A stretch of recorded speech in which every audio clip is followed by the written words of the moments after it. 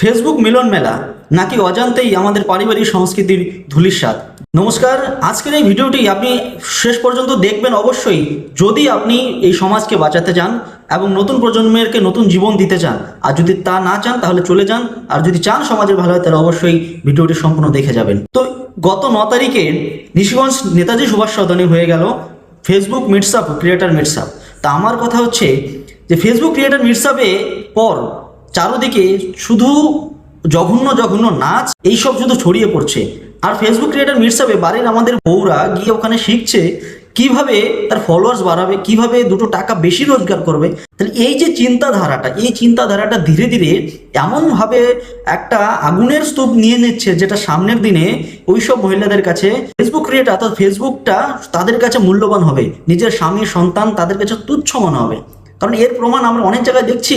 এই ফেসবুক মিটসআপ করতে গিয়ে, এর ফেসবুকের ক্রিয়েটার হতে গিয়ে কত বাড়ির বউরা তাদের সংসার নষ্ট করে দিচ্ছে, তারা তাদের স্বামী সন্তান রেখে অন্য কারোর সাথে চলে যাচ্ছে। এই সবের প্রধান কারণ কিন্তু এই সোশ্যাল মিডিয়া। আপনি বা আমি আমার পরবর্তী প্রজন্মকে কি শেখাবো?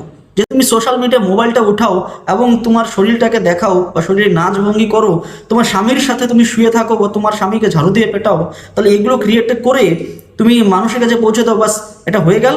সমাজকে যদি বাঁচাতে হয় তাহলে অবশ্যই সামনের পরবর্তী যেখানেই এই ধরনের ফেসবুক ক্রিয়েটার মিটসআপ আপনারা দেখবেন, সবার আগে মহিলাদের বলছি, যদি আপনারা আপনার মেয়েকে অঞ্জলি আরোরা ওই পেছন দুলিয়ে টাকা কামানো যদি বানাতে না চান, বাড়ির বউকে যদি বাড়ির সম্মান যদি রক্ষা করতে চান, তাহলে অবশ্যই ঝাড়ুটা নিয়ে বেরোবেন। আর বাড়ির বউদেরও বলছি, এই যে তোমরা যে নতুন এক খেলায় মত্ত হয়েছো, এ কিন্তু চিরদিনের নয়, বেশি দিনের নয়।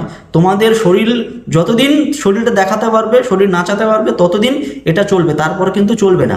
আর তোমরা মনে করছো যে ফলোয়ার্স হয়ে গেছে বলে তোমাদেরকে সবাই সম্মান করছে, কেউ সম্মান করছে না। তোমরা নিজেরাই জানো তোমাদের কমেন্টসে কি ধরনের কমেন্ট আসে। তো তারপরেও টাকা, কারণ এই যে টাকা রোজগার করতে গিয়ে সংসার আদি, আমাদের পারিবারিক সংস্কৃতি, আমাদের ভারতবর্ষের সংস্কৃতি সব কিছু ধূলিসাৎ হয়ে যাচ্ছে।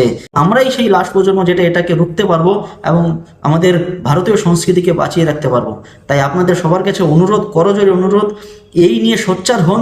নিজের বাড়ির বউদের সম্মান রক্ষা করার জন্য, নিজের বাড়ির মেয়ের সম্মান রক্ষা করার জন্য এইসব থেকে তাদেরকে দূরে রাখতে বল। আরো হ্যাঁ, ক্রিয়েটার হতে গেলে অনেক কিছু ভালো করে ক্রিয়েটার হওয়া যায়, এইভাবে নয়। আর বাকি ভিডিওটা যদি ভালো লাগে, আপনাদের যদি মনে হয় যে হ্যাঁ আমি ঠিক কথা বলেছি, তবে অবশ্যই ভিডিওটা অন্য আরেকজনের কাছে শেয়ার করবেন, যাতে তারাও সোচ্চার হতে পারে। এবং আমার এই চ্যানেলটি সাবস্ক্রাইব করে দেবেন। আর সামনে আরো এই ধরনের সামাজিক বার্তা নিয়ে আবার আসবো, আবার দেখা হবে। ধন্যবাদ।